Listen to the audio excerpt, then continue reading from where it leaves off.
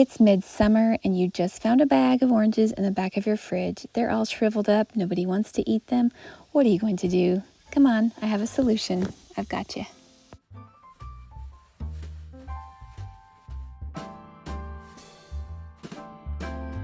Sometimes end up with a lot of fruit that is kind of getting old and ugly.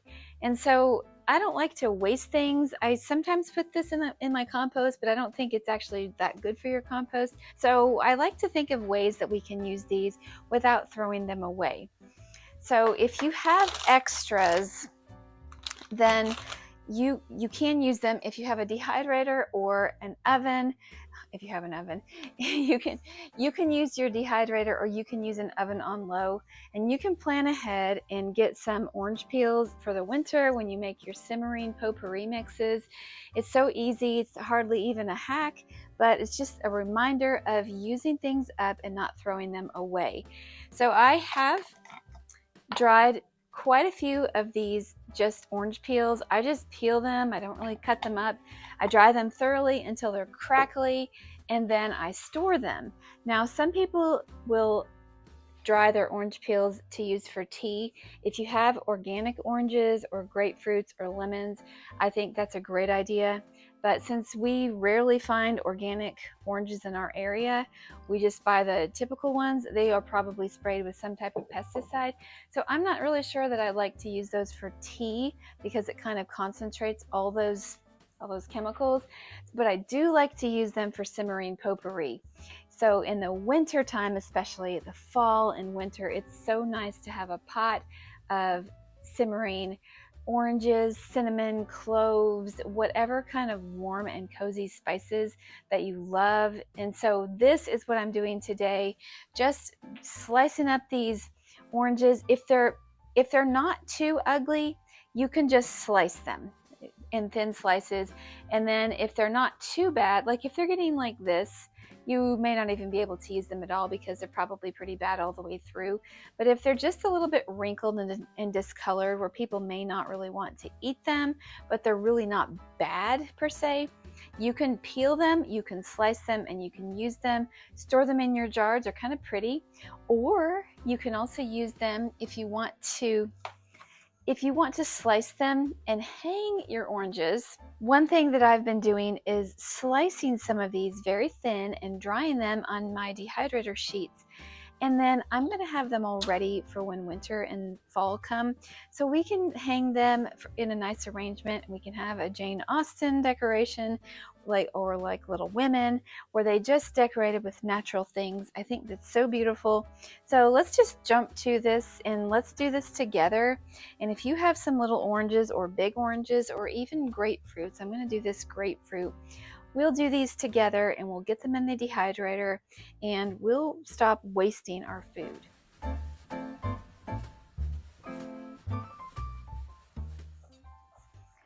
Grapefruits have such a thick skin, so I'm going to just make sure that I slice these really thinly. Most of the grapefruits that we've had recently have not been that tasty.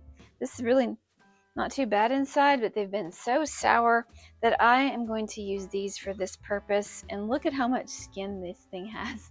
It's like as big as a softball, but the inside is smaller than a regular orange. But this will be really pretty for decoration. You can add these rings to your simmering potpourri. Once they're dried, you can hang them up in a pleasing arrangement on your mantle or in your window. It's just really kind of fun to see what kind of things you can do. You just want to get them uniformly sliced so that they can dry fairly evenly.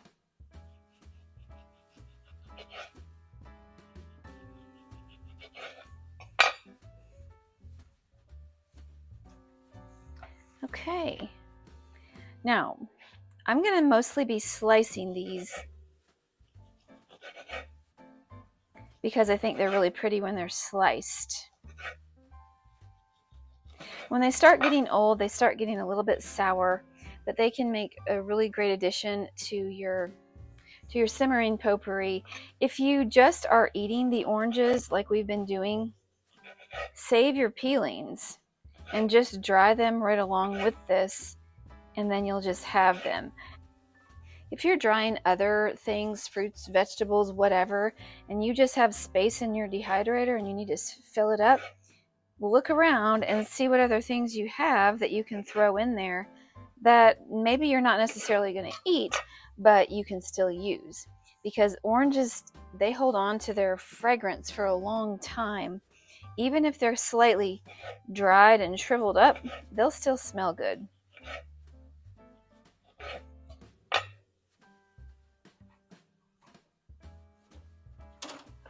So there's one tray. You just have to pay attention to make sure you thoroughly dry these.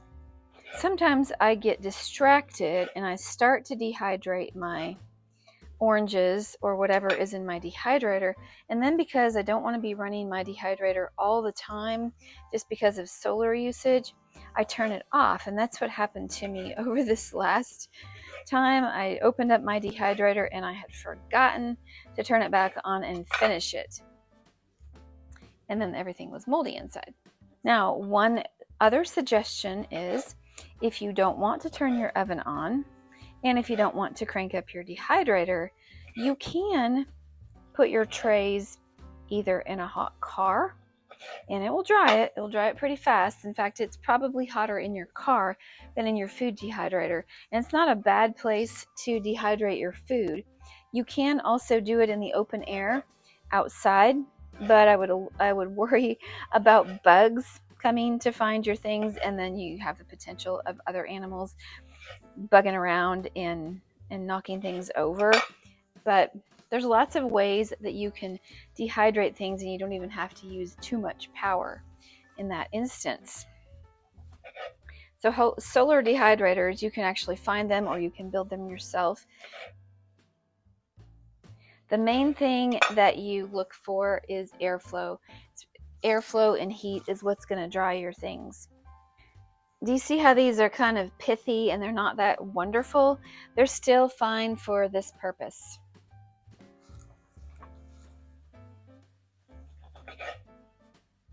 Now you'll get the double benefit. While you're dehydrating, you'll have some orange fragrance that fills the air, but then when you take these out, when it's cold and you want something cozy, you'll have that wonderful fragrance too.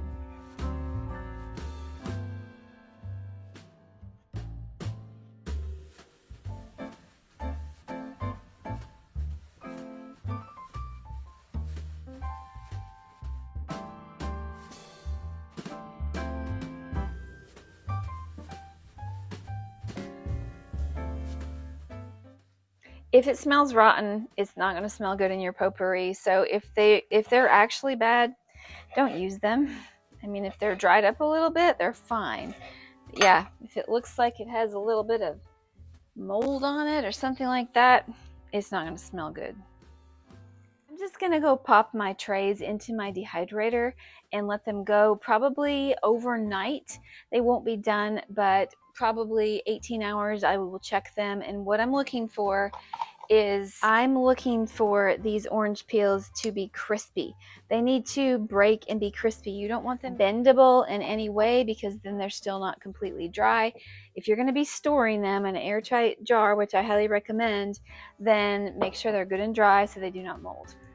And happy potpourri. You're planning for the future. You're going to have wonderful blends just like I do pretty soon. If you start now using up your scraps, they're free. So hop to it. What are you waiting for? Thanks for watching. As always, stay safe, be well, and may God bless you.